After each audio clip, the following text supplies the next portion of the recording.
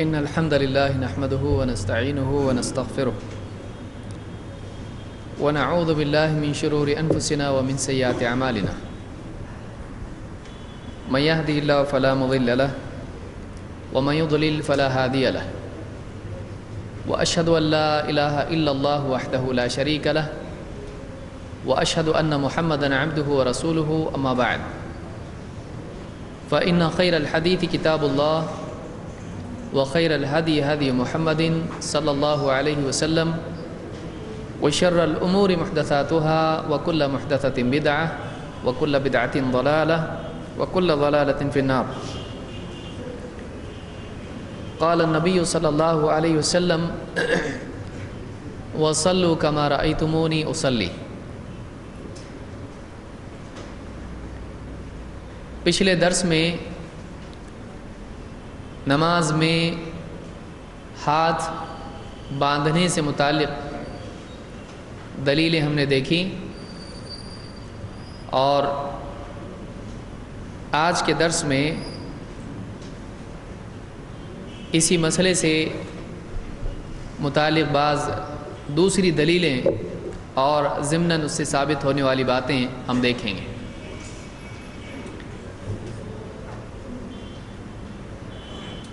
مسئلہ نمبر 15 تک ہم پہنچے ہیں میں سمجھتا ہوں. ہاں ہو گیا نا, وہی ختم ہو گیا, مطلب وہاں تک پہنچے ہیں. اس سے جو ثابت ہوتی ہے بات کون بتائے گا؟ آخری جو حدیث ہم نے دیکھی اس میں کیا کیا باتیں بیان کی گئی ہیں, کون بتائے گا؟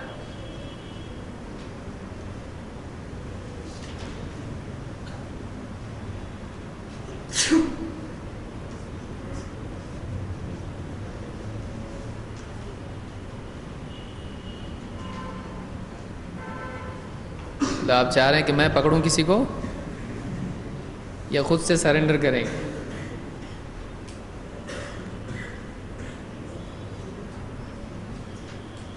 کون بتائے گا؟ تو آپ یہ ایکسپیکٹ نہیں کر رہے تھے؟ ہاں جی. حدیث میں کیا بیان کیا گیا ہے؟ ثم وضع يده اليمنى على اليسرى, کہ پھر آپ نے اپنا دایاں ہاتھ بائیں ہاتھ پر, یمنا یمین آپ کو معلوم ہوگا سیدھا دایاں, اور یسرا بایاں. تو ایک بات تو یہ معلوم ہوئی کہ دایاں ہاتھ بائیں ہاتھ پہ رکھیں گے, ٹھیک, یہ ایک مسئلہ معلوم ہوا. اور نماز میں داخل ہوتے تھے اس میں الفاظ ہیں کہ حین دخل فی الصلاۃ کبر, جب نماز میں داخل ہوتے تو تکبیر کہتے ہیں. پھر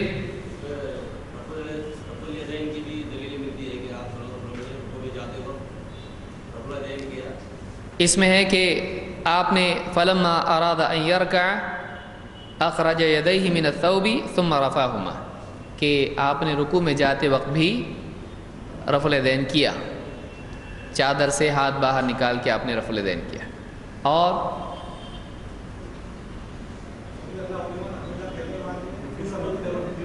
سمع اللہ لمن حمدہ کہنے کے بعد بھی آپ نے رفع الیدین کیا, ٹھیک ہے. یعنی رکوع سے پہلے اور رکوع کے بعد دونوں رفع الیدین کی دلیل اس روایت سے ملی, یہ مسلم کی روایت ہے. پھر سجدہ دونوں ہتھیلیوں کے درمیان کے, یعنی کیا؟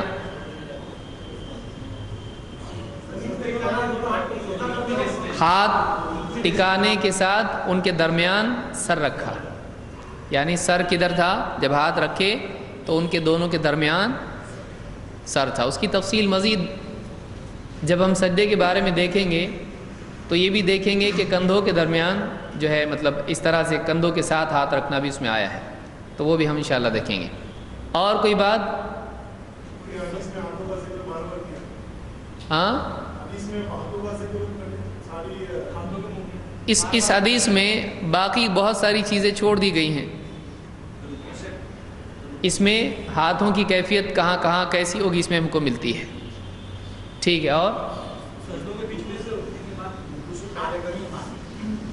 رکوع سے اٹھنے کے بعد اس میں ہاتھ باندھنے کا ذکر نہیں ہے، لیکن رکوع سے پہلے ذکر ہے. لہٰذا ہم یہ کہیں گے کہ جیسے اس سے پہلے بتایا گیا کہ ہاتھ باندھنے کی یا ہاتھ کی کیفیت ساری حدیث میں ہاتھ اٹھانے کا اور چادر سے ہاتھ نکالنے کا اور اسی طرح سے دائیں کو بائیں پر رکھنے کا ذکر ہم کو مل رہا ہے. یعنی تفصیل کے ساتھ وہ ہاتھوں کی کیفیت بیان کر رہے ہیں. اگر رکوع کے بعد بھی آپ نے ہاتھ باندھے ہوتے تو اس میں وہ اس کو بھی بیان کرتے، لیکن رکوع سے پہلے بیان کیا، رکوع کے بعد بیان نہیں کیا. اور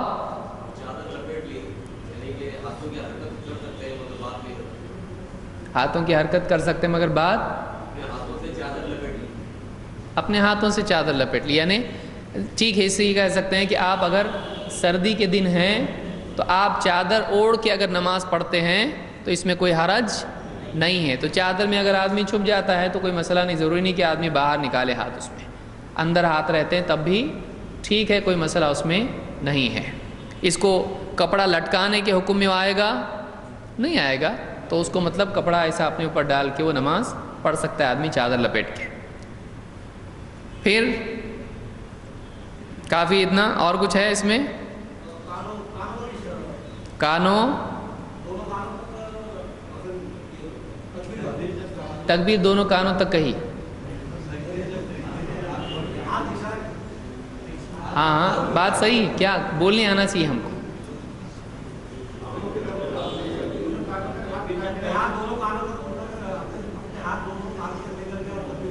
اپنے ہاتھ دونوں کانوں تک لے کے گیا اور تکبیر کہی. یعنی رفع الیدین کانوں تک بھی ثابت ہے اور کندھوں تک بھی ثابت ہے، دونوں بھی اٹھا سکتے ہیں، کوئی مسئلہ نہیں. بہرحال چلیے آگے بڑھتے ہیں. اب ہم دیکھیں گے مسئلہ نمبر 16، ذراع کے وسط پر ہاتھ رکھنا. ذراع کس کو کہتے ہیں؟ یہ پورا بازو، اس کو ذراع بھی کہتے ہیں اور ساعد بھی کہتے ہیں. ساعد یہ پورا ذراع ہے، دیکھیے یہ انگلی سے لے کر کوہنی تک اس کو ذراع کہتے ہیں. اس کو رسغ کہتے ہیں. رسغ کس کو کہتے ہیں؟ ہاں کلائی، جو جوڑ ہوتا ہے ہتھیلی کا اور بقیہ ہاتھ کا بازو کا، تو اس کو کیا کہتے ہیں؟ رسغ. اور اس کو کیا کہتے ہیں؟ کف. آستین آپ بولتے ہیں نا کف، تو یہ کف اس کی وجہ سے ہے، تو وہ کف عربی کا لفظ ہے. تو کفین اور کف، تو یہ کف اس کو کہتے ہیں جو یہ ہتھیلی آپ کی ہوتی ہے. تو یہ کف ہے، یہ رسغ ہے اور یہ ساعد ہے یا ذراع ہے، اس کو آپ کہیں گے. ٹھیک ہے. علی رضی اللہ تعالیٰ عنہ کی روایت ہے اور قرآن کریم کی آیت فَصَلِّ لِرَبِّكَ وَانْحَرْ، فَصَلِّ لِرَبِّكَ وَانْحَرْ، تو اے نبی آپ نماز پڑھیے اپنے رب کے لیے. وَانْحَرْ اور نحر کیجئے. وَانْحَرْ کے معنی کیا ہیں؟ قربانی کرنا. تو جانور کا خون بہایا جاتا ہے قربانی میں؟ نہیں. کیسا قربانی کریں گے آپ؟ سب دیکھ رہے کیا مطلب جانور کا خون بہایا جاتا ہے، تو کیا اس کا پاؤں کاٹ کے قربانی کی جاتی ہے؟ اسی لیے پوچھ رہا ہوں، خون بہایا جاتا ہے تو کہاں کیا کیا جاتا ہے؟ کون سی ہاتھ کی رگیں؟ جیسے بہت سارے لوگ کرتے ہیں آج کل، اللہ حفاظت فرمائے. ہاں یہ رگ کاٹی جاتی ہے، تو یہ کیا ہے؟ یہاں کاٹی جاتی ہے. تو بعض علماء نے اس سے استدلال کیا ہے کہ اس آیت میں فَصَلِّ لِرَبِّكَ، اپنے رب کے لیے نماز پڑھ، اور نماز میں کیا کر؟ نحر کر، یعنی نحر سے قریب ہاتھ رکھ. سمجھ میں آ رہی بات؟ اب بعض لوگوں نے اس میں دلیل بیان کی ہے کہ اس آیت سے ثابت کیا ہوتا ہے؟ ناف کے نیچے ہاتھ باندھ کر. تو یہاں کاٹ رہے ہیں کہ بھائی آیت کے معنی آپ دیکھیے. کچھ لوگوں نے کہا، ایک بیان ایک صاحب نے سنا ہے، اس میں کہا کہ قیامت تک اس حدیث کا جواب آپ نہیں لا سکتے. تو قیامت تک ہم رہنے والے تھوڑی جو جواب لائیں گے اس کا بھائی، اور اتنی دیر ہم کو کیوں ہوگی بھائی؟ وہ جو نسخہ ہے التمہید کا، تمہید کے نسخے میں سے انہوں نے وہ روایت بیان کی کہ فلاں فلاں سند کے ساتھ یہ حدیث آئی ہے علی رضی اللہ عنہ سے روایت آئی ہے فصلی لربک وانحر، کہ نماز پڑھ اپنے رب کے لیے اور نحر کر. تو اس سے مراد کیا ہے؟ اپنے دائیں ہاتھ کو بائیں ہاتھ پر ناف کے نیچے رکھنا، یہ روایت اس میں بیان کی ہے. لیکن جس محقق نے اس کتاب کے مختلف نسخوں کو جمع کر کے سب کو دیکھ کے پھر اس نے کتاب جمع کی ہے، اصل پرنٹ میں آئی ہے کتاب، اس محقق نے ایمانداری کے ساتھ میں بیان کیا. دیکھیے اصل جو لفظ یہاں پہ تھا وہ سندوا تھا، لہٰذا اس نے حاشیے میں لکھ دیا کہ اصل لفظ یہاں پر کیا تھا؟ سندوا. لیکن میں نے دوسری روایتیں جو حضرت علی سے آئی ہیں ان میں کیا لفظ ہے؟ سرہ، ناف. لہٰذا میں نے یہاں پہ کیا لکھا، اس کو ہٹا کے، میں سمجھتا ہوں وہ غلطی ہے، ایسا اس نے سمجھا ہوگا. تو اس نے اصل نسخے میں جو لفظ تھا سندوا، اس کو ہٹا کے کیا کر دیا ادھر، اس کی ایمانداری بیچارے نے لکھ دیا اس طرح سے. اب سندوا کے معنی کیا ہیں؟ سندوا کے معنی سینہ کے ہوتے ہیں. تو اب حضرت علی کی جو روایت ابو داؤد اور بیہقی، دارقطنی، مصنف ابن ابی شیبہ میں جو آئی ہے، جو کہ اگرچہ ضعیف ہے لیکن حضرت علی کی روایت کیا آئی ہے اس بارے میں؟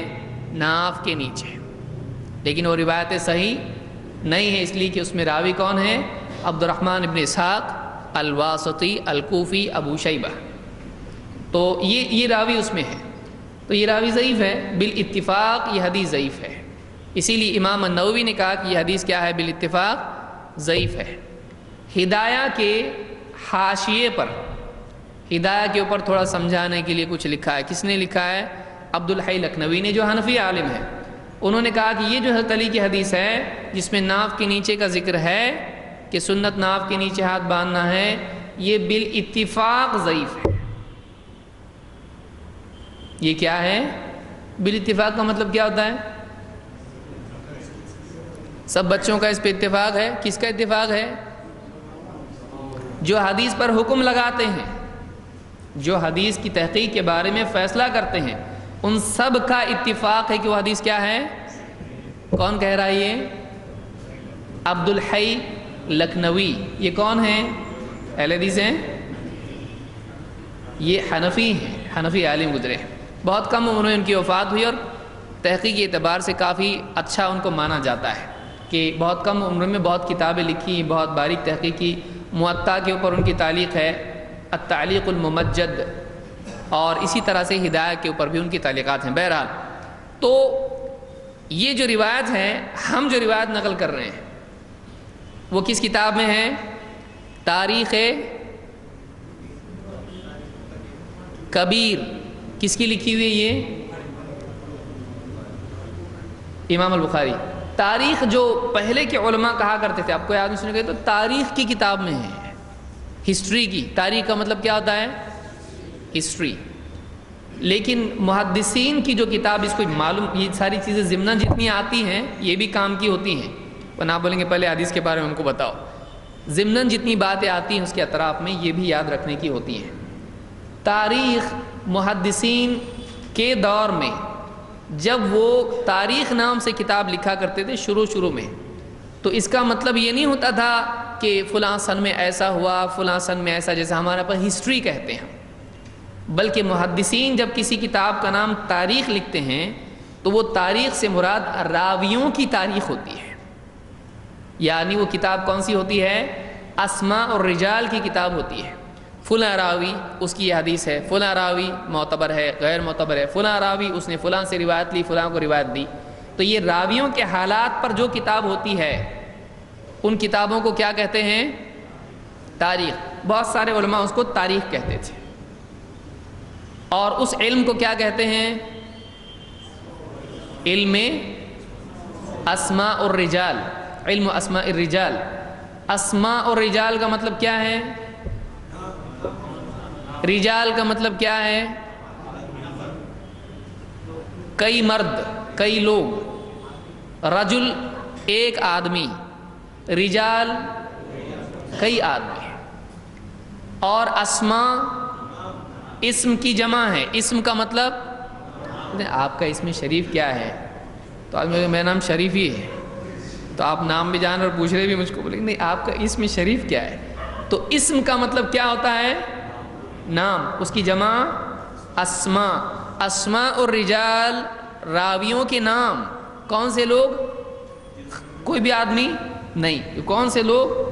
راوی۔ تو اسماء الرجال کا علم وہ علم ہے جس میں راویوں کے نام اور ان کے بارے میں ڈیٹیل بیان کی جاتی ہے۔ یاد رہے گا یہ؟ ٹھیک۔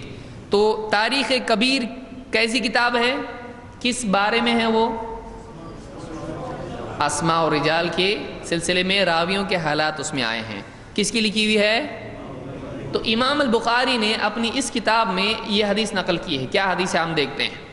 حضرت علی رضی اللہ عنہ فرماتے ہیں فَصَلِّ لِرَبِّكَ وَانْحَرْ، یہ آیت ہے، اس کی تفسیر میں کہتے ہیں وَضْعُ يَدِهِ الْيُمْنَى عَلَى وَسْطِ صَاعِدِهِ عَلَى صَدْرِهِ، اس کا مطلب یہ ہے کہ آدمی اپنے دائیں ہاتھ کو رکھے۔ وضع ہم نے پچھلے درس میں دیکھا تھا، وضع کے معنی کیا ہے؟ رکھنا۔ جیسے ہم کہتے ہیں وضع یہ رکھنا ہوا، یا وضع رکھنا ہوا، امسک اخذ یہ پکڑنے کو کہتے ہیں اخذ اور امسک، ٹھیک۔ تو وضع یدہ الیمنی دائیں ہاتھ کا رکھنا، کہاں؟ علی وسط صاعدہ، یہ صاعد ہوا، بایاں اس میں ذکر ہو رہا ہے، دائیں ہاتھ رکھنا کدھر؟ بازو پر۔ تو دائیں ہاتھ اپنے بازو پہ رکھ سکتے ہیں؟ نہیں۔ کون سے بازو ہوا اب یہ؟ بایاں، الٹا جس کو بولتے ہیں، معلوم نہیں الٹا کیوں بولتے ہیں اس کو، دونوں ہاتھ سیدھے ہیں، اس کو الٹا کیوں بولتے ہیں؟ یہ بایاں ہے۔ تو اب اس کو وسط صاعد کے درمیان میں، وسط کے معنی کیا ہوتے ہیں؟ مڈل، درمیان، تو اس کے درمیان میں رکھنا، اور کہاں پر؟ علی صدری، صدر کے معنی کیا ہے؟ سینہ۔ تو یہ بھی ایک حدیث ہے جو دوسری حدیثوں کے ساتھ اگر جوڑی جائے تو یہ خود بھی دلیل بنتی ہے۔ اس کو امام البخاری نے تاریخ کبیر میں روایت کیا ہے۔ تو وہ جو کتاب ہے دوسری، کون سی؟ تھوڑی دیر پہلے کتاب کا نام لیا تھا میں نے، کیا نام تھا اس کا؟ یہ تو بخاری تو وہی ہے، تاریخ کبیر۔ اور کون سی کتاب کا نام آیا تھا؟ دیکھیں کس کو یاد ہے؟ ہدایہ؟ وہ نہیں، وہی ہوئی، لیکن اس حدیث کے سلسلے میں کس کتاب کا نام بتایا تھا میں نے؟ التمہید، التمہید لما فی الموطا من معانی والاسانید، یہ پورا نام ہے اس کا۔ تو اصل نام اس سے جس سے مشہور ہے وہ کیا ہے؟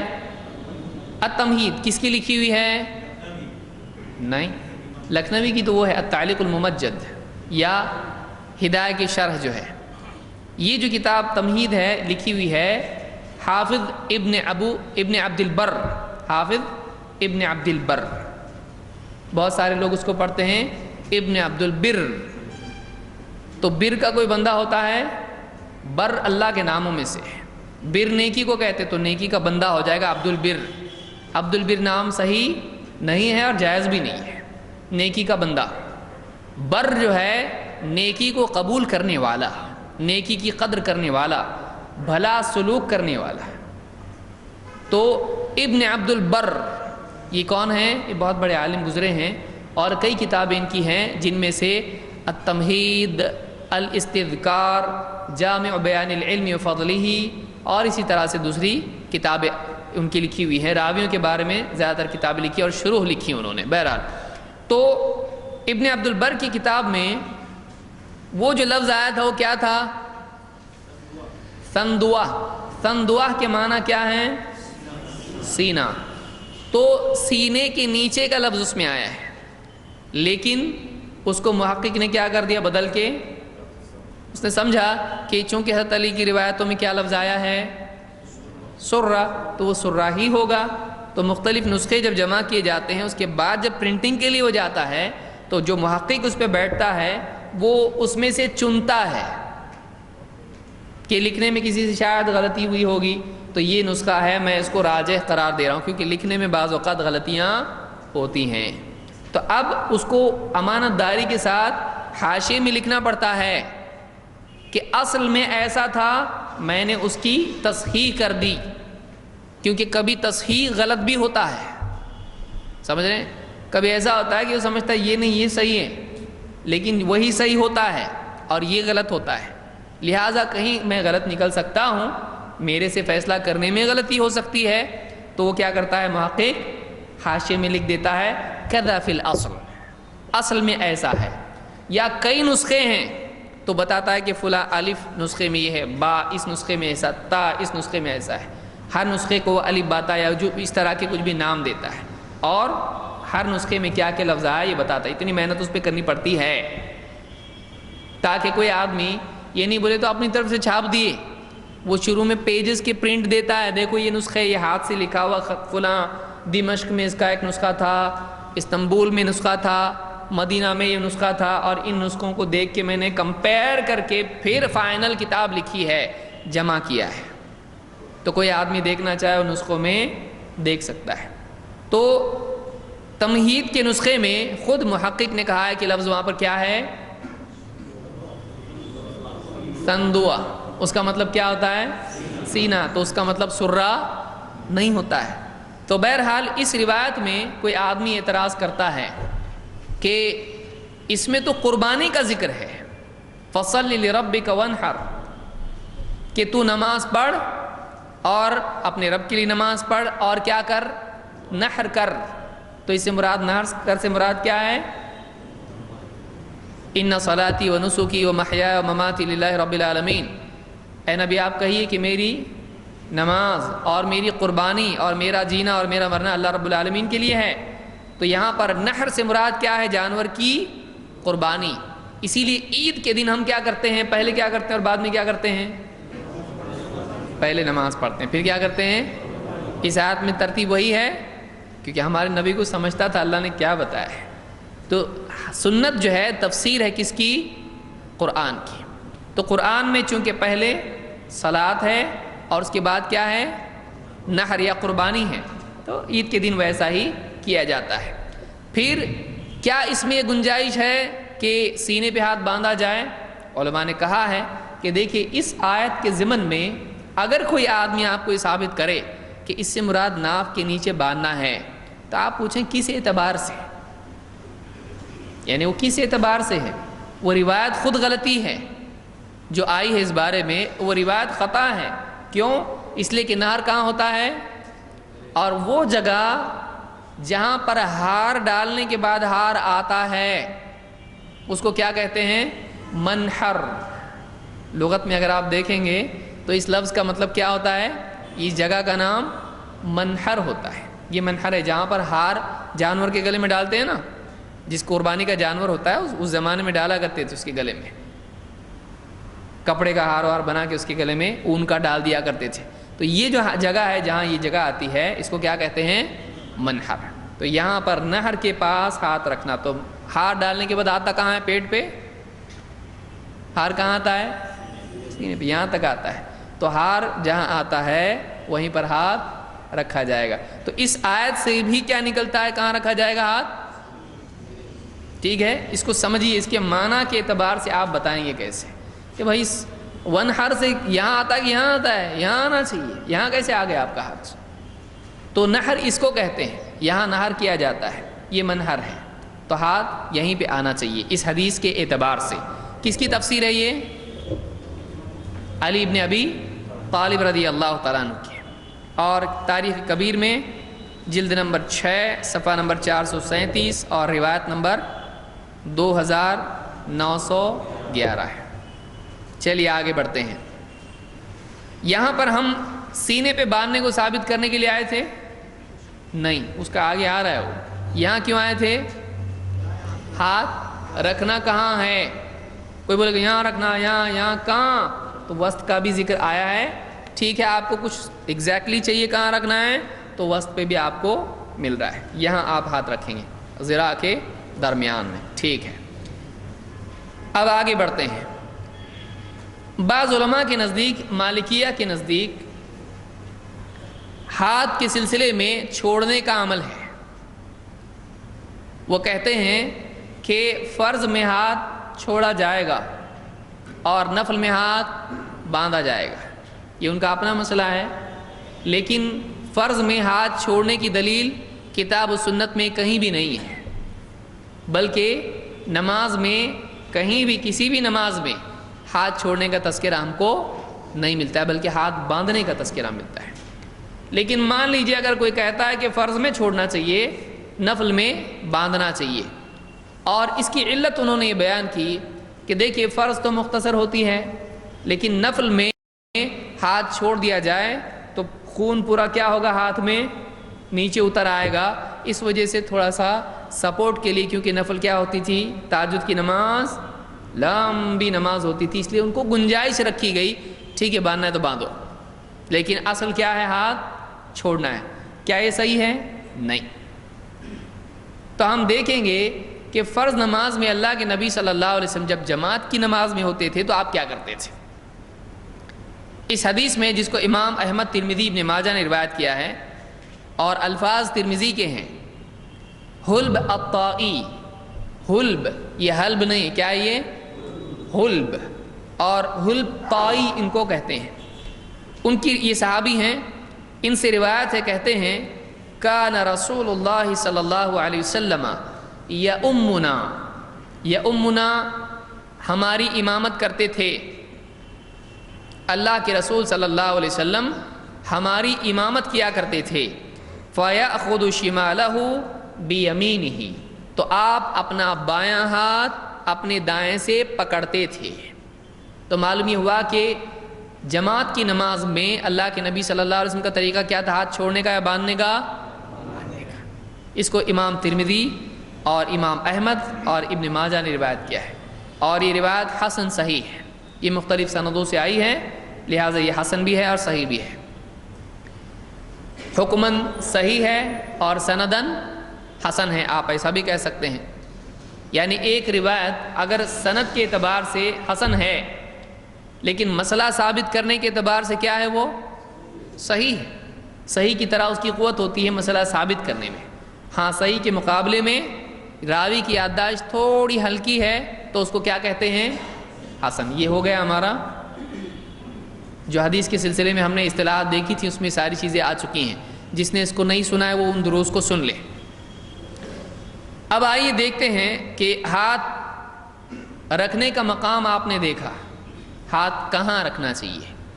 اب ہم دیکھیں گے ہاتھ پر ہاتھ کہاں رکھنا چاہیے، تو آپ نے دیکھا، اب دونوں ہاتھ کو کہاں رکھنا چاہیے، اس کی کیا دلیلیں ہم ایک ایک کر کے دیکھتے ہیں۔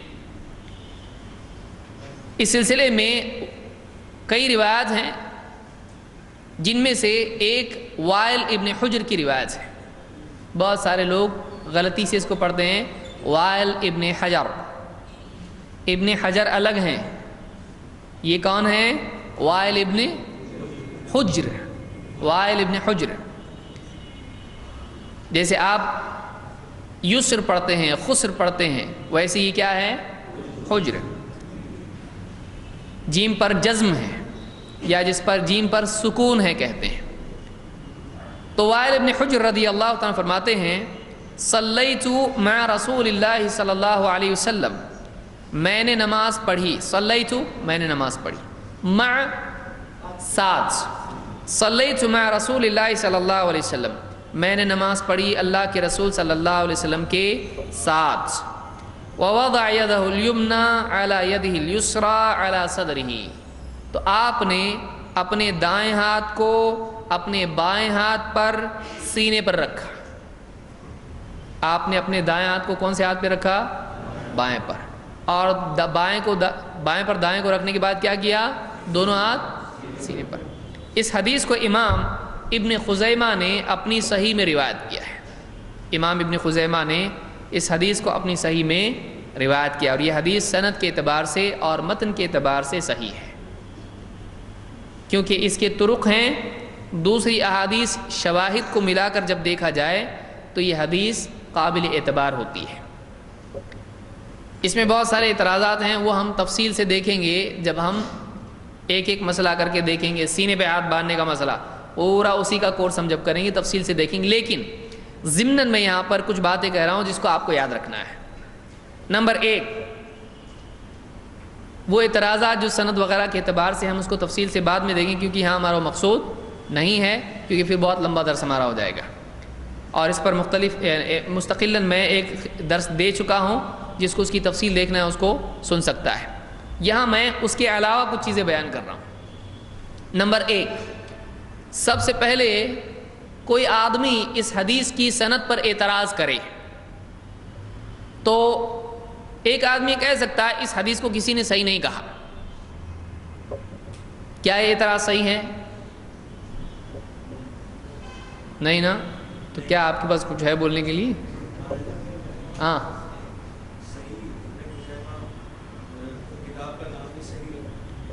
امام ابن خزیمہ نے، آپ مثال کے طور پر بخاری کی جو حدیثیں ہیں، کیا ہر حدیث کے بعد امام البخاری کہتے ہیں یہ حدیث صحیح ہے؟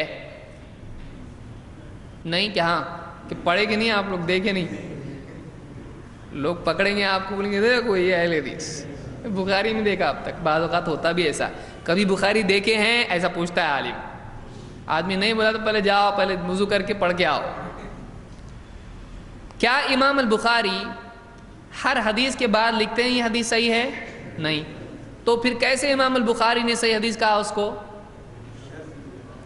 امام البخاری نے اپنی کتاب میں اس بات کا التزام کیا ہے کہ اس میں صرف صحیح حدیثیں میں بیان کروں گا، اسی لیے اپنی کتاب کا ہی نام انہوں نے کیا کہا ہے؟ الصحیح المختصر۔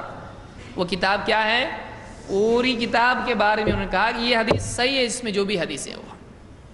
تو معلوم ہوا کہ جب کتاب کی قید اور شرط ہی یہ ہے کہ اس میں سب صحیح حدیثیں ہیں، تو اس کے اوپر ان کو حکم لگانے کی ضرورت ہے ابھی؟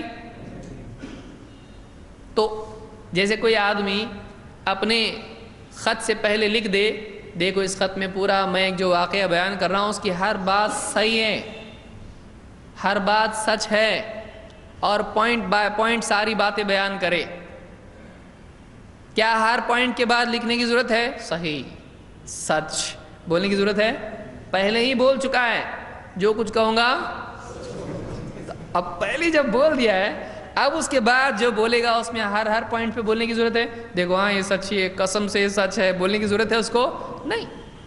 تو ایک عالم اگر کوئی کتاب لکھے اور اس کتاب کے لیے وہ شرط ہی رکھے کہ اس میں جتنی حدیثیں بیان کروں گا سب کیا ہیں؟ صحیح ہے، تو اب اس کو ہر حدیث پر بولنے کی ضرورت ہے؟ نہیں۔ تو ابن خزیمہ نے، امام ابن خزیمہ، انہوں نے جو کتاب لکھی ہے، اس کتاب کی شرط ہی انہوں نے کیا رکھی ہے؟ اسی لیے وہ صحیح ابن خزیمہ ہے، وہ کتاب پوری کی پوری کیا ہے؟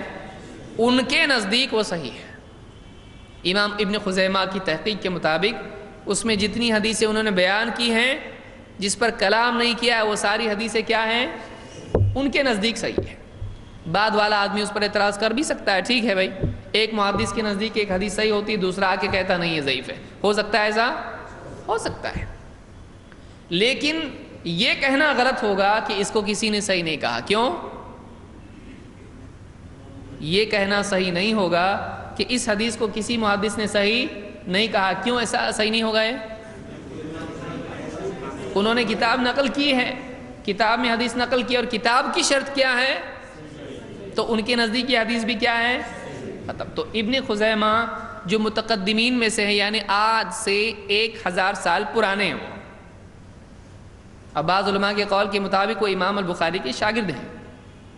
تو ابن خزیمہ 1000 سال پرانے محدث، انہوں نے اپنی کتاب میں جس کو انہوں نے صحیح قرار دیا ہے اس میں حدیث نقل کی، تو ان کی تصحیح ہے۔ اب ہمارا سوال یہ ہوگا، آج کوئی آئے گا نہیں یہ حدیث ضعیف ہے، ہم کہیں ذرا ٹھہرو، سند پہ بحث بعد میں کریں گے، آپ محدث ہو؟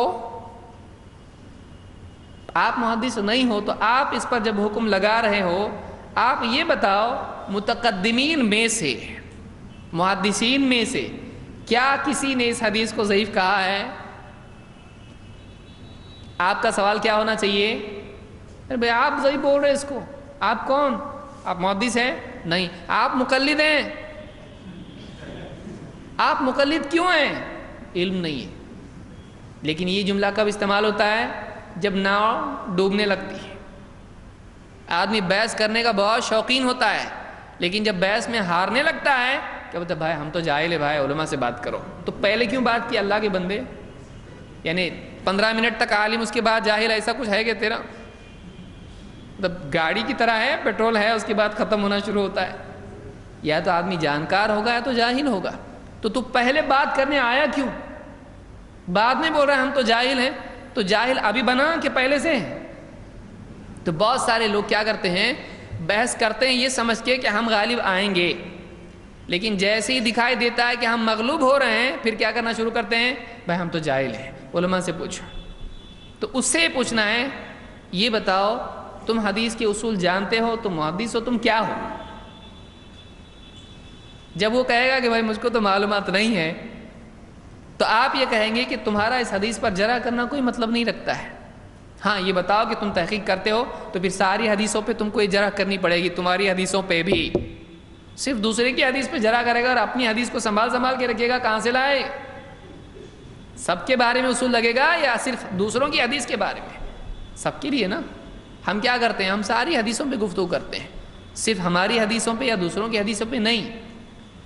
تو ہم یہ اس سے پوچھیں گے اس حدیث کو آپ یہ بتاؤ متقدمین محدثین میں سے کسی نے اس کو ضعیف کہا ہے؟ وہ نہیں لا سکے گا، اس لیے کہ خود حنفی علماء ماضی کے اس حدیث کو اپنی کتاب میں ذکر کرتے آئے، لیکن انہوں نے اس کو ضعیف نہیں کہا. انہوں نے اس کو ضعیف نہیں کہا. یہ بعد میں آ کے لوگ کہنے لگے یہ حدیث ضعیف ہے اس لیے کہ ایسا اس میں ہے. اس کا بھی جواب ہم بعد میں دیں گے، لیکن یہ پہلی بات آپ کو یاد رکھنا ہے. آپ یہ پوچھیں، سادہ طور پہ پوچھیں بھائی محدثین میں سے کسی نے اس کو ضعیف کہا ہے کیا؟ جو حنفی نہیں ہونا چاہیے، حنفی نہیں ہونا چاہیے. تو اپنے عالم تم تو بیان کرو گے جو آج کل کے ہیں. تم یہ بتاؤ پچھلے محدثین جو بڑے، تم بولتے ہو نا پہلے نزدیک جتنا جائیں گے اتنا اچھا، ذرا اور جاؤ نا آگے. یعنی جب ہم مسئلہ بیان کریں تو کیسا کہتے ہیں؟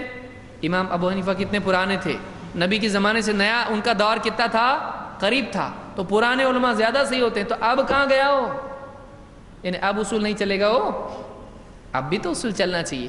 ذرا تھوڑا اور پیچھے جاؤ اور پرانے علماء میں سے بتاؤ کس نے اس کو ضعیف کہا. آپ کو کوئی آدمی ایسا ملے گا نہیں. ان کے کئی علماء نے اس حدیث کو ذکر کیا ہے لیکن اس کو ضعیف قرار دیا ہے نہیں.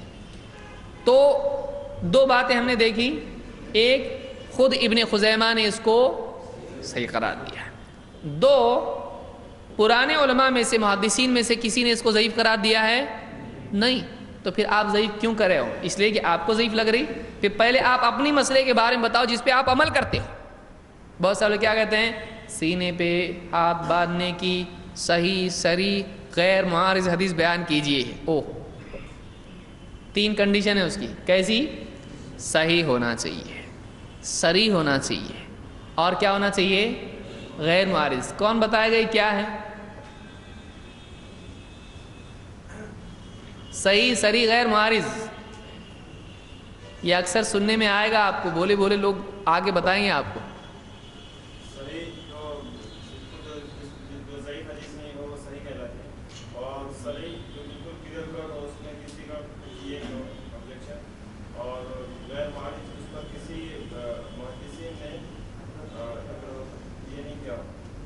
غیر معارض کس کو کہیں گے؟ کس سے؟ سر سے کہ کہاں سے؟ ٹکراتی نہیں ہو کا مطلب کیا؟ اس کے بالمقابل کوئی اور حدیث نہ ہو جو اس سے ٹکراتی دکھائی دیتی ہو. سمجھ رہے ہیں؟ یعنی ہاں کی بھی حدیث ہے، نہ کی بھی حدیث ہے، ایسا ہو سکتا ہے. پھر اس میں تفصیل ہم دیکھتے ہیں کہ تقدیم و تاخیر ہے، عام و خاص ہے یا کیا ہے. تو اس کے اپوزٹ کوئی حدیث نہیں ہونا چاہیے. تو یہ اصول خالی ہمارے لیے ہے کیا؟ سمجھ میں آ رہی بات؟ آپ یہ پوچھیں گے کہ بھائی یہ جو اصول ہے یہ صرف ہمارے لیے ہے یا آپ کے لیے بھی ہے؟ تو آپ جب ناف کی نیچے کی حدیث بیان کرو گے تو آپ کو یہ بتانا پڑے گا وہ کیا ہے؟ صحیح. کہ یہ جو صحیح صریح اور غیر معارض کی قید ہے یہ صرف ہمارے لیے ہے یا سب کے لیے ہے؟ اگر بات کرنے والا کہتا ہے نہیں آپ کے لیے ہمارے لیے نہیں، تو ہم کہیں گے بات ختم، یہ سب کے لیے ہونا چاہیے. آپ لکھ کے دیجئے کہ ہمارے لیے نہیں ہے. کیوں نہیں ہے؟ آپ کے لیے بھی ہونا چاہیے. یعنی ہمارے لیے ترازو الگ اور تمہارے لیے ترازو الگ ویل للمطففین، ان لوگوں کے لیے جو اپنے لیے الگ تولتے ہیں، دوسروں کے لیے الگ ترازو استعمال کرتے ہیں، یہ انصاف والے ہو سکتے ہیں؟ نہیں۔ تو وہ یہ انصاف کی بات نہیں ہے۔ اگر آپ کو سینے پر باندھنے کے مسئلے میں صحیح، صریح، غیر معارض حدیث چاہیے، تو آپ ناف کے مسئلے میں بھی کیسی حدیث پیش کرنا چاہیے؟ صحیح، صریح، غیر معارض۔ اگر وہ کہیں کہ بھائی ہم تو مقلد ہیں، ہم تو امام ابو حنیفہ کی مانتے ہیں، تو آپ کہیں کہ ٹھیک ہے، پھر آپ مقلد ہو تو اس پہ بحث ہی مت کرو۔ آپ بحث کرنے کا مطلب یہ ہے کہ آپ کے پاس علم ہے، اور اگر آپ کے پاس علم ہے تو پھر آپ کو مقلد نہیں ہونا چاہیے۔ کیونکہ مقلد کیوں ہوتے ہیں آپ؟ سمجھ میں آ رہا ہے؟ یعنی ایک آدمی تیمم کر رہا ہے، کیوں؟ پانی کی بوٹل یہاں پہ اور تیمم کر رہا ہے، ہوگا ایسا؟ تیمم اس لیے کر رہا ہے تو بھیا کہ تیرے پاس پانی نہیں ہے۔ تیرے پاس جب پانی آ جائے گا تو پھر تیرا تیمم کیا ہو گیا؟ ختم ہو گیا۔ تو تجھ کو وضو کرنا پڑے گا، اب تیمم نہیں کر سکتا تو تیمم سے نماز تیری صحیح ہوگی نہیں۔ تو جب تیرے پاس دلیل ہے، حق بات تیرے سامنے ہے، تو اب اس بات کو چھوڑ کے تو تقلید کا سہارا لے سکتا ہے؟ نہیں۔ جب تحقیق آ گئی تو تقلید اپنے آپ دفع ہو گئی، اپنے آپ چلی گئی۔ تو اس کے لیے آدمی کو اصل مقصود کیا ہے اس سے؟ کہ وہ تحقیق کی اتباع کرے، نہ یہ کہ وہ آنکھ بند کر کے چلے۔ ہاں، جس کے پاس آنکھ نہیں ہے وہ کسی کا ہاتھ پکڑ کے کندھے پہ ہاتھ رکھ کے چلے تو اس میں کوئی حرج ہے؟ نہیں ہے۔ لیکن آنکھ ہے اس کو، اور آنکھ رہ کے بھی وہ چل رہا ہے کسی کے کندھے پہ ہاتھ رکھ کے، تو اس آدمی کو کیا کہیں گے؟ یہ ناشکرا ہے۔ کیوں؟ اللہ نے آنکھیں دی لیکن اللہ کی نعمت کا استعمال وہ نہیں کر رہا ہے۔ تو ہم یہ کہیں گے کہ یہ مسئلہ اگر ایسا ہے کہ کوئی آدمی اس پر اعتراض کرتا ہے تو متقدمین میں سے بتا دے کہ محدثین نے اس کو ضعیف کہا ہے، اور اگر وہ کہتا ہے کہ صحیح، صریح، غیر معارض حدیث ہونا چاہیے تو یہ لکھ کے دے کہ ہر مسئلے میں ہر آدمی کو یہ پیش کرنا چاہیے۔ اسپیشل کیس تو نہیں ہے نا حنفی ہونا، بھائی ہم کو نہیں ایسا چلتا، ہم کچھ بھی بول سکتے ہیں، آپ لوگ دلیل پیش کرو۔ ایسا ہے ہر آدمی کے لیے۔ دین کا مسئلہ اگر صحیح، صریح، غیر معارض حدیث سے ثابت ہوتا ہے تو ہمارا بھی اور تمہارا بھی ہے۔ جب تم تحقیق کے میدان میں، بحث کے میدان میں آئے ہو تو تم کو پھر اپنے لیے بھی اس قاعدے کو اپنانا پڑے گا۔ تمہارا بھی مسئلہ تب تک کہ ثابت نہیں ہوگا جب تک کہ تم صحیح، صریح، غیر معارض حدیث پیش نہیں کرتے۔ تو جب صحیح وہ کہہ کے پیش کریں گے ہم کہیں گے ضعیف، کیونکہ آپ کے علماء نے اس کو کیا کہا ہے؟ ضعیف بالاتفاق، اس پر اتفاق ہے کہ یہ حدیث ضعیف ہے، تو حضرت علی کی حدیث آپ پیش ہی نہیں کر سکتے۔ دو، صریح ہونا چاہیے، کلیئر کٹ ہونا چاہیے، اور تین، کیا ہونا چاہیے؟ غیر معارض۔ تو تمہارے مقابلے میں ہماری حدیث ہے نا، تو تمہارا مسئلہ ثابت ہوگا نہیں، کیونکہ ہماری حدیث ہے، سینے پہ باندھنے کی حدیث اس کے بالمقابل ہے، تو آپ کا مسئلہ بھی کیسے ثابت ہوا؟ تو اب دونوں میں ترجیح دینی پڑے گی، دونوں میں ترجیح دینی پڑے گی۔ تمہاری حدیثوں کو کسی نے صحیح کہا ہو بتاؤ متقدمین میں سے، لیکن ہماری حدیث کو صحیح کرنے والا محدث ہے کہ نہیں ہے؟ ہے۔ تو پھر ترجیح کس کو ہوئی؟ بلکہ تمہارے اپنے علماء نے بھی اس کو ذکر کر کے ضعیف نہیں کہا ہے۔ تمہارے علماء نے، کئی علماء نے اس کو ذکر کیا، متقدمین احناف نے، لیکن اس کو ضعیف، وائل ابن حجر کی حدیث کو ضعیف نہیں کہا ہے، لہٰذا یہ راجح ہوئی۔ مزید یہ کہ اس کے ساتھ اور روایتیں بھی ہیں، اس کے ساتھ اور، یہ اکیلی تھوڑی ہے، اس کے ساتھ اور بھی روایتیں موجود ہیں۔ سمجھ میں آ رہا ہے کیسے ثابت کرنا ہے آپ کو؟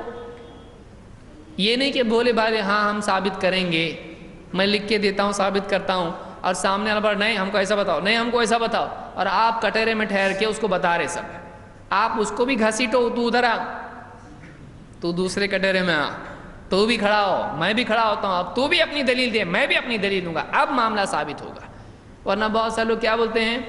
ہم ثابت نہیں کریں گے، تم ہم کو ثابت کر کے بتاؤ۔ تو ہم کب تک ثابت کرتے رہیں گے؟ وہ کہے گا کہ نہیں میں نہیں مانتا اس کو، اس میں چار باتیں اور سوالات پیدا کرے گا، اور آپ ثابت کرتے بیٹھے اس کو، آپ کیوں ثابت کر رہے ہیں اس کو؟ آپ یہ بتاؤ کہ آپ یہ ثابت کرو کہ ناف کے نیچے باندھنا چاہیے، تو ہم مانیں گے۔ آپ یہ ثابت کر کے بتاؤ۔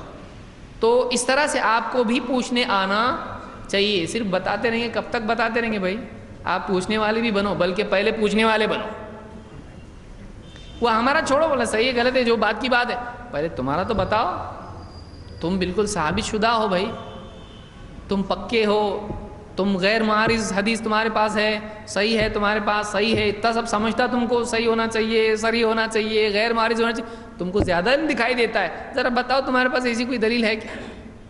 آپ کو کام دینا چاہیے, لینا نہیں چاہیے. آپ اس کو ثابت کرنے لگاؤ. آپ خود کیوں ثابت کرتے اس کو؟ سمجھ میں آ رہی بات؟ ٹھیک. دوسری روایت اس سلسلے میں ہے طاؤس تابعی کی. طاؤس کہتے, طاؤس شاگرد ہیں عبداللہ ابن عباس کے. طاؤس عبداللہ ابن عباس رضی اللہ تعالیٰ کے شاگرد ہیں. یہ تابعی ہیں. طاؤس ابن کیسان, ان کا نام کیا ہے؟ طاؤس ابن کیسان.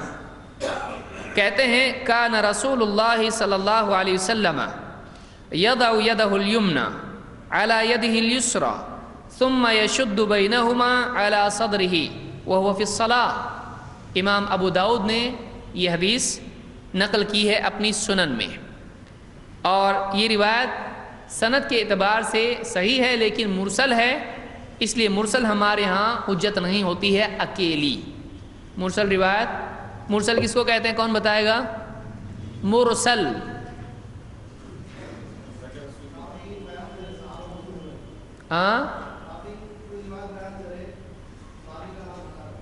کیا یہ تعریف ہے مرسل کی؟ کیا یہ تعریف صحیح ہے؟ دیکھیے تعریف کیا بیان کی گئی. تابعی اپنے اوپر سے صحابی کو چھوڑ کے نبی صلی اللہ علیہ وسلم سے حدیث بیان کرے, اس کو مرسل کہتے ہیں. یہ تعریف صحیح ہے یا غلط ہے؟ غلط ہے. صحیح ہے نا؟ اب صحیح ہے, ایسا پوچھے بات سب صحیح ایک ساتھ بول رہے ہیں. اچھا کنفرم ہو گیا یہ, جب سے نہیں بول رہے تھے. صحیح ہے غلط ہے؟ صحیح اس میں کیا ہے اور غلطی اس میں کیا ہے؟ تابعی کے بعد راوی ساقط تو وہی تو بات ہوئی نا, صحابی غائب ہے. صحابی کی قید نہیں ہے, کیونکہ کوئی آدمی بولے گا آپ کو کہ بھائی ٹھیک ہے تابعی نے کس کو بیان نہیں کیا؟ صحابی کو. سارے صحابہ کیسے ہیں تو بیان کرے نہ کرے, وہ صحابی کو بیان نہیں کرا, ٹھیک ہے نا, تو حدیث کیا ہونا چاہیے پھر؟ لیکن کیا ہر تابعی صرف صحابی سے روایت نقل کرتا ہے؟ سمجھ رہے ہیں؟ یعنی آپ کوئی اگر حدیث بیان کریں, کوئی بات بیان کریں, تو صرف اپنی پچھلی جنریشن سے ہی بیان کرتے یا اپنی عمر والوں سے بھی بیان کرتے؟ ہوتا ہے کہ نہیں ہوتا ایسا؟ اس لیے تابعی بعض اوقات 1 2 3 تابعی اس طرح سے سلسلہ جاتا ہے. تو یہ ضروری نہیں ہے کہ تابعی صرف صحابی سے روایت بیان کرے. تابعی عن تابعی عن تابعین ایسا بھی ہوتا ہے. ایسی کئی سندیں ہوتی ہیں جس میں تابعی اپنے اوپر بھی روایت کس سے لے رہا ہے؟ تابعی سے. وہ بھی کس سے لے رہا ہے؟ تابعی سے. اور کبھی الٹا بھی ہوتا ہے, کبھی الٹا بھی ہوتا ہے, تابعی تبع تابعی سے بھی لیتا ہے. کبھی باپ اپنے بیٹے سے روایت کرتا ہے. علماء نے اس پہ کتابیں لکھی ہیں کہ اکابرین کا اصاغر سے روایت کرنا, بڑے کا چھوٹے سے روایت کرنا, ایسے بھی راوی ملتے ہیں. تو آپ یہ کنڈیشن نہیں بتا سکتے کہ نہیں تابعی ہے تو صحابی سے ہی لیا ہوگا نا, ضروری نہیں ہے. بلکہ تابعی تبع تابعی سے بھی لے سکتا ہے, تابعی سے بھی لے سکتا ہے. تو معلوم یہ ہوا کہ تابعی کے اوپر کے راوی 1 ہے 2 ہے 3 ہے, ہم کو معلوم نہیں. تو تابعی نے کہاں تک سند پہنچانا چاہیے؟ نبی صلی اللہ علیہ وسلم تک, یعنی صحابی تک بات جانا چاہیے. تو بیچ میں صرف صحابی غائب ہے یا تابعی غائب ہے یا تبع تابعی غائب ہے, ہم کو معلوم ہے نہیں. اس لیے وہ روایت کیوں ضعیف ہوئی؟ سند اس کی متصل نہیں ہے. سمجھ میں آ رہی بات؟ ٹھیک ہے. تو ہمارے نزدیک, اور امام مسلم نے اپنی صحیح مسلم کے مقدمے میں یہ بات کہی ہے کہ جمہور کے نزدیک, محدثین عام طور سے محدثین کے نزدیک مرسل روایت ضعیف ہوتی ہے. کیوں؟ سند اس کی جڑی ہوئی نہیں ہے. اور صحیح حدیث کے لیے کتنی شرطیں ہیں؟ آپ اگر کسی سے بولتے ہیں ہم کو صحیح حدیث سے ثابت کر کے بتاؤ, بولتے کہ نہیں بولتے آپ؟ بولتے ہیں. اب اگر عالم صاحب بتائیں آپ سے ٹھیک ہے ہم صحیح حدیث سے بتائیں گے، پہلے آپ یہ تو بتاؤ کہ صحیح حدیث کیا ہے، اور یہ تو کبھی سوچا نہیں ہم نے. پھر فون لگا رہے تو فون بند آ رہا، ارے کیا یہ فون بند رکھتے ہیں؟ تو آپ کو پہلے پوچھنے کیا ہوا، آپ وہاں جا کے فون لگا رہے. سمجھ میں آئی بات؟ تو ایک آدمی کو یہ معلوم ہونا چاہیے کہ صحیح حدیث کس کو کہتے ہیں. کون بتائے گا صحیح حدیث کی تعریف کیا ہے؟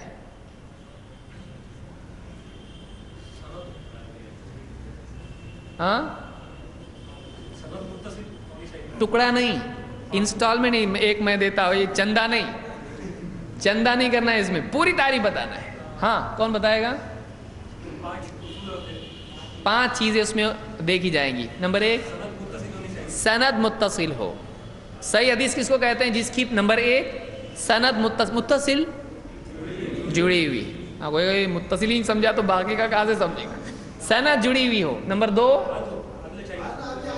ہر راوی عادل ہو. نمبر 3 شاذ نہیں ہونا چاہیے. نمبر 4 ٹھیک ہے ہاں گڑبڑ ہونے تو ہاں گیا، یہاں سے پھسلا پاؤں تو گئے سیدھا. پھر سے سند جڑی ہوئی ہو. نمبر 1. نمبر 2 ہر راوی عادل ہو. نمبر 3 ہر راوی ضابط ہو. نمبر 4 شاذ نہ ہو. نمبر 5 معلل نہ ہو. ابھی کیا ہے آپ وہ درس میں سنو، ابھی ادھر سمجھانے کی ضرورت اس کی نہیں ہے. تو یہ 5 چیزیں ہونا چاہیے. سند جڑی ہو، ہر راوی عادل اور ضابط ہو، اور وہ حدیث شاذ یا معلل نہ ہو. تو یہ حدیث کیا ہوتی ہے؟ صحیح ہوتی ہے. اب شاذ معلل کیا ہے وہ آپ خود تلاش کرو، آپ کا کام ہی ہے. ٹھیک ہے، تو یہ روایت طاؤس کی کیسی ہے؟ مرسل ہے.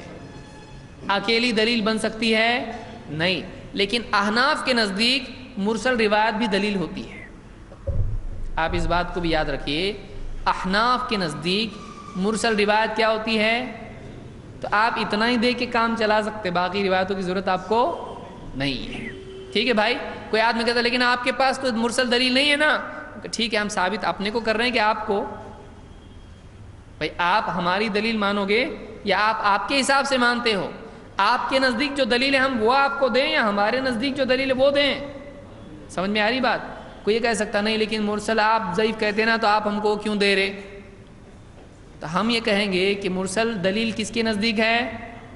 تو جو آپ مانتے وہ دینا، کہ جو نہیں مانتے وہ دینا؟ مانتے وہ دیں گے نا. تو آپ مرسل مانتے، آپ اس سے کام چلاؤ، ہمارے لیے دوسری دلیل ہے. آپ کو اتنا کافی ہے نا، لو یا تو ہم اس دلیل سے بھی کام چلا سکتے. کیوں؟ اس لیے کہ احناف کے نزدیک مرسل روایت دلیل ہوتی ہے. یہ روایت مرسل ہے. کیا الفاظ ہیں؟ طاؤس کہتے ہیں اللہ کے رسول کان رسول اللہ صلی اللہ علیہ وسلم یضع رکھتے تھے یدہ الیمنی دایاں ہاتھ، علی یدہ الیسری بائیں ہاتھ پر، ثم یشد بینہما علی صدرہ پھر دونوں کو باندھ لیتے تھے. کہاں؟ سینے پر. وہوا فی الصلاۃ جبکہ آپ کہاں ہوتے تھے؟ نماز میں ہوتے تھے. یعنی نماز میں اللہ کے نبی صلی اللہ علیہ وسلم ہاتھ کیا کرتے تھے؟ باندھتے تھے، دائیں کو بائیں پر اور کہاں؟ سینے پر. اس کو کس نے روایت کیا ہے؟ امام طاؤس.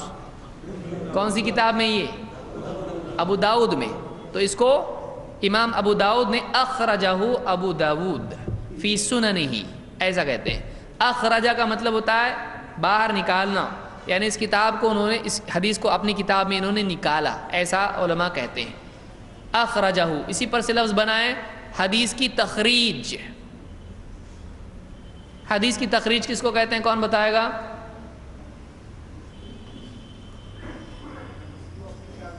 ہاں، حدیث کو اپنی کتاب میں نہیں لانا، لے آنا، اس کو تخریج کہتے ہیں. خارج کر دیا، نکال دیا کتاب میں سے. اب دیکھو دو تعریف اپوزٹس، غیر معارض، یہ معارض ہو رہی ہے تعریف. تخریج کس کو کہتے ہیں؟ محدثین کے نزدیک تخریج کہتے کس کو ہے؟ یہ بھی آپ کو معلوم ہونا چاہیے. دیکھیے اس میں ضمناً بہت ساری باتیں آئیں گی، آپ کو معلوم ہونا چاہیے. تخریج تحقیق کو کہتے ہیں، یہ ایک قول ہے۔ دوسرا قول باہر نکال دینا، تیسرا لے آنا، خروج۔ دیکھیے یہ ایک قول میں دو قول ہیں۔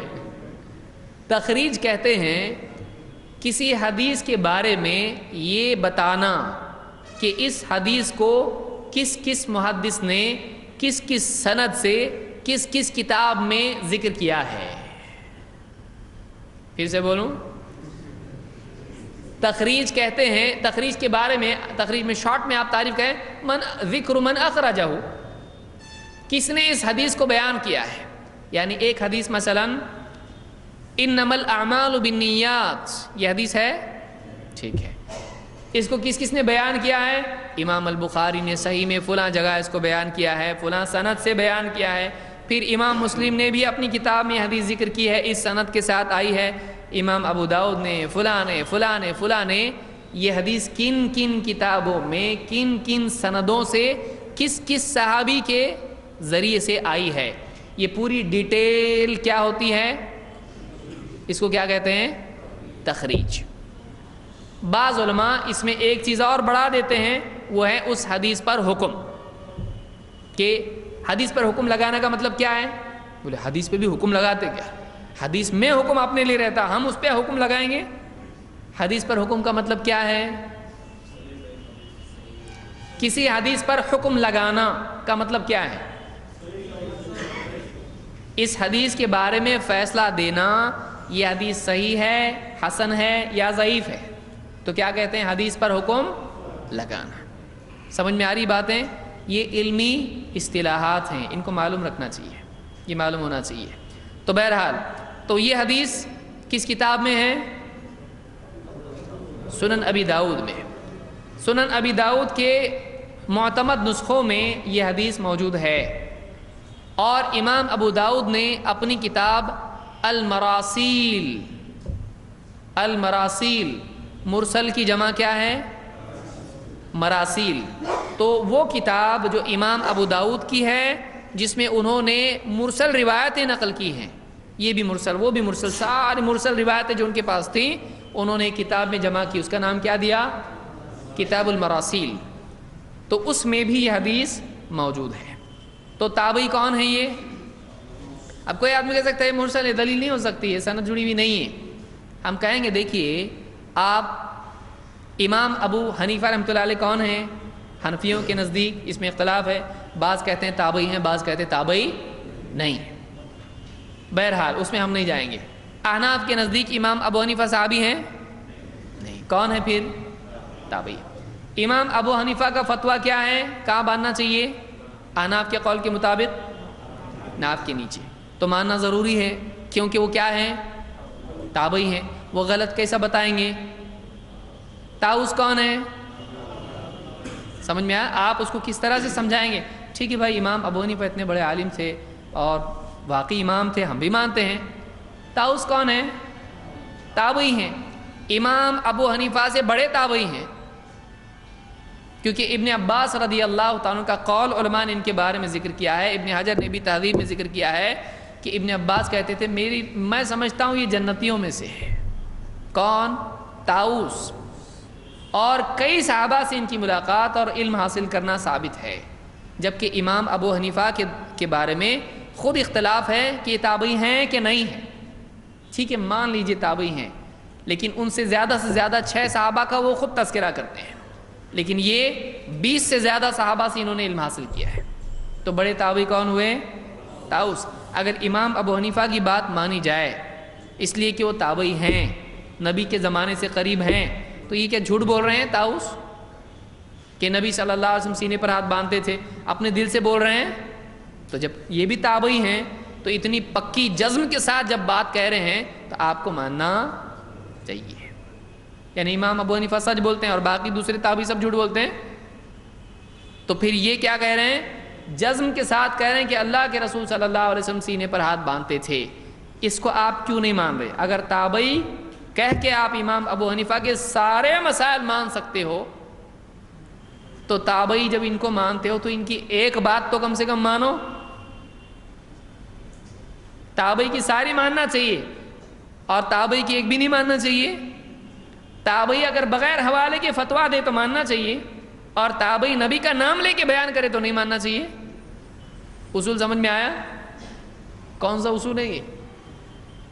تو ہم یہ کہیں گے کہ اس حدیث سے, اس روایت سے یہ بات معلوم ہوئی کہ ایک تابعی پختگی کے ساتھ کہہ رہے ہیں کہ اللہ کے نبی صلی اللہ علیہ وسلم سینے پر ہاتھ باندھتے تھے.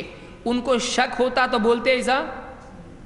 ہم کو زیادہ احتیاط ہے کہ تابعی کو زیادہ ہوتا ہے,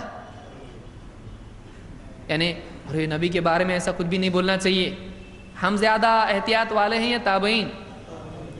تو وہ پختگی کے ساتھ, جزم کے ساتھ کہہ رہے ہیں اللہ کے نبی صلی اللہ علیہ وسلم سینے پر ہاتھ باندھا کرتے تھے. تو تابعی کی بھی بات مل رہی ہے, اور تابعی کس کا نام لے کے بیان کر رہا ہے؟ نبی صلی اللہ علیہ وسلم کی. تو بات ماننا چاہیے کہ نہیں چاہیے؟ اور احناف کے نزدیک مرسل روایت دلیل بھی ہے. تو اب بچا کیا پھر؟ کچھ بچا نہیں بچا. آپ کیا بچا؟ بھائی ہم عالم نہیں ہیں, آپ علماء سے بات کرو. تو پھر آپ نے آدھا گھنٹہ بات کیوں کی؟ آپ نے یہ کہنا ہے, اس لیے شروع میں آپ نے ان کو بتا دینا ہے بھائی دیکھو اینڈ میں بولنا نہیں ہم جاہل ہیں. پہلے بولے تو بہت اچھا. آپ جب جواب نہیں دے سکو گے, آپ کو لگے گا کہ یہ پکڑ رہا ہے مسئلہ, آپ مان کے جانا پڑے گا, تو پھر آپ اس کے بعد میں کہو کہ ہم جاہل ہیں, ایسا چلے گا نہیں. یا تو پہلے بول دو میں جاہل ہوں, ہم جاہلوں سے بات کرتے نہیں. اور اگر آپ جاہل نہیں ہو تو پھر آپ کو دلیل سے بات کرنی پڑے گی. ٹھیک ہے؟ یہ اس سلسلے میں کچھ باتیں تھیں جو آج ہم نے دیکھیں.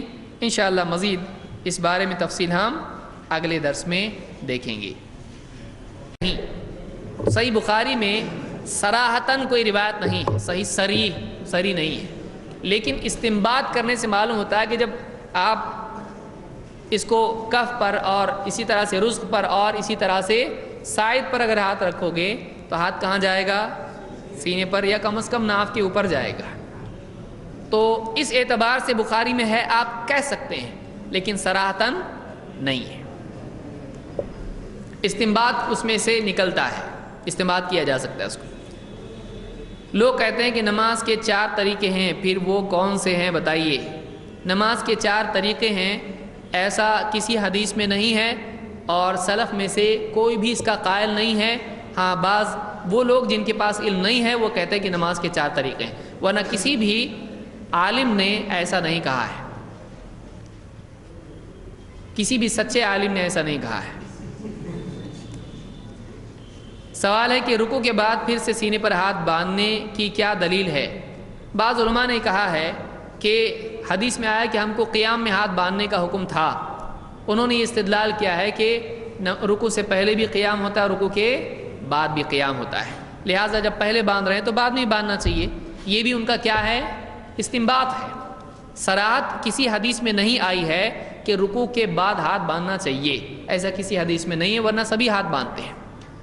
لیکن جیسے میں نے مسلم کی حدیث بتائی کہ صحابی نے کہا کہ اللہ کے نبی صلی اللہ علیہ وسلم نے تکبیر کہی, پھر ہاتھ باندھا, پھر اس کے بعد رفع الیدین کیا, رکوع میں گئے, رکوع سے اٹھے, اور اس کے بعد ہاتھ باندھنے کا ذکر انہوں نے نہیں کیا. تو ہم یہ کہتے ہیں کہ ہمارا استنباط یہ ہے کہ اگر اس میں ہاتھ باندھنا ہوتا تو ذکر ہوتا, چونکہ ذکر نہیں ہے اس لیے عمل بھی نہیں ہونا چاہیے. بہرحال اس میں زیادہ تشدد اور جھگڑے مار پیٹ نہیں کرنا چاہیے, بلکہ یہ ایسا مسئلہ نہیں جس میں صریح دلیل دونوں میں سے کسی کے پاس ہو, لہٰذا اس میں تھوڑی وسعت رکھنا چاہیے, اس میں لڑنا نہیں چاہیے. سوال ہے کہ نماز مجوسیوں کی عبادت کو کہتے ہیں, کیا یہ بات صحیح ہے؟ نماز اور روزہ یہ فارسی کے الفاظ ہیں جو مسلمانوں میں مستعمل ہیں, لیکن مسلمان جب بھی نماز کہتا ہے اس کا مطلب کیا ہوتا ہے؟ یہ نماز, صلاۃ. تو اگر اس کو صلاۃ کہیں زیادہ بہتر ہے, لیکن اگر کوئی نماز کہتا ہے تو علماء میں سے کسی نے بھی اس پر اعتراض نہیں کیا ہے, لہٰذا اس میں کوئی یعنی حرج نہیں ہے. اصطلاح میں کوئی لفظ استعمال کیا جا سکتا ہے, اس میں کوئی مسئلہ نہیں ہے, لیکن اگر کوئی آدمی اس کو صلاۃ کہتا ہے تو زیادہ بہتر ہے. ہاں لیکن اذان میں آدمی کہے حی علی النماز تو یہ چلے گا نہیں, اس لیے کہ وہ توقیفی امر ہے, اپنی طرف سے کوئی اضافہ اس میں نہیں کر سکتے ہیں. بہرحال سوال ہے کہ کیا बरेलवी या देवबंदी इमाम के पीछे नमाज होती है? सवाल मिलकर दलील। देखिए, एक आदमी को चाहिए कि वो ऐसे इमाम के पीछे नमाज पढ़े जो कुरान और सुन्नत का आलिम और आमिल हो। हत्तल इम्कान ऐसे इमाम के पीछे पढ़ने से बचे जो किताब और सुन्नत से हट के अमल करता है। लेकिन अगर किसी के बारे में ये मालूम नहीं है कि ये कुफरिया शिरकिया अक़ीदे रखता है, तो उसके पीछे सिर्फ ये कि ये हनफी है, शाफी, इस वजह से नमाज़ छोड़ना सही नहीं है। सलफ़ में इसका कोई कायल नहीं रहा है। हाँ, ये कि अगर उसके अक़ायद ही बिल्कुल बातिल हों तो बचना चाहिए, उससे उसके पीछे नमाज़ पढ़ने से बचना चाहिए।